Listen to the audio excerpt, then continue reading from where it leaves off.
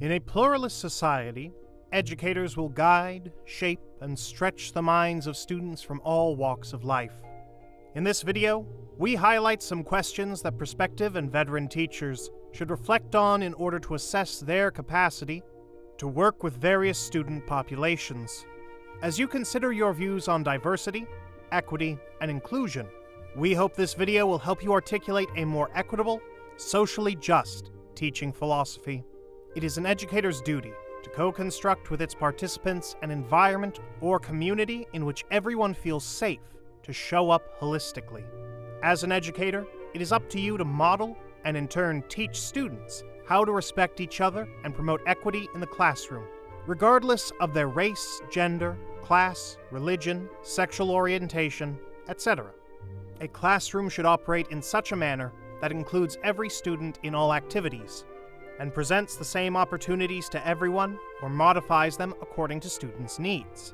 Teachers should create their teaching philosophies with equity, inclusiveness, and diversity in mind.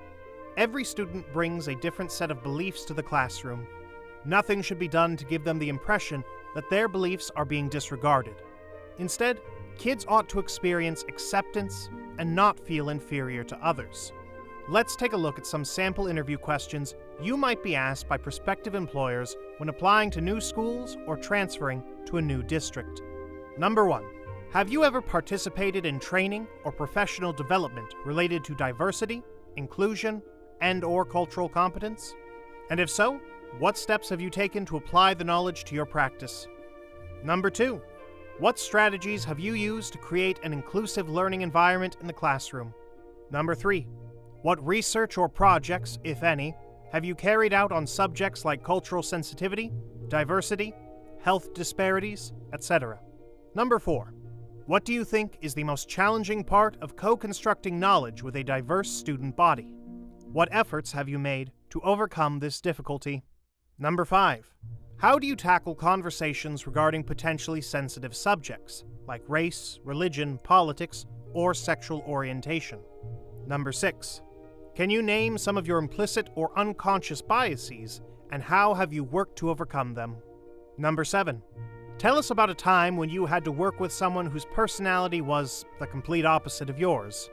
Number 8.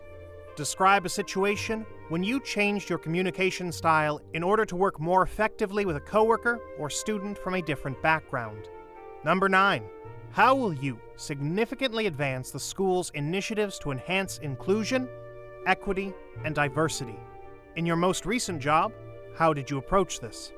Again, these are simply some reflective questions to get you thinking about how your teaching and classroom management philosophy work to support diversity, equity, and inclusive practices. And even if you're not applying for a job or transferring to a new school district, we hope you see value in reflecting on these questions for your own professional development. All educators, we must all be on the road towards discovering and unlearning practices that have been historically harmful to students' humanity, devalued their funds of knowledge, and ultimately decentered students from our curricula and instruction. It is an educator's duty and responsibility to create a safe environment for all students and to ensure that they are all treated fairly and equally, regardless of their genders, races, or sexual orientations. Equity, inclusion, and diversity should all be taken into consideration when educators are developing their own teaching philosophy. Employers may ask a variety of questions regarding diversity and inclusion during an interview. So, educators should think about these questions as they prepare for interviews. When it comes to a classroom management philosophy, teachers should be open-minded and flexible, because they often may have to interact with individuals, communities, and institutions who hold different opinions. That is a wrap on this video. We hope you liked it, and if you did, make sure to press the like button. Tell us, what would your responses be to some of the interview questions? If you have any questions or comments regarding this topic, make sure to write them in the comments section below. Thank you for your service, educators. Until the next time, adios.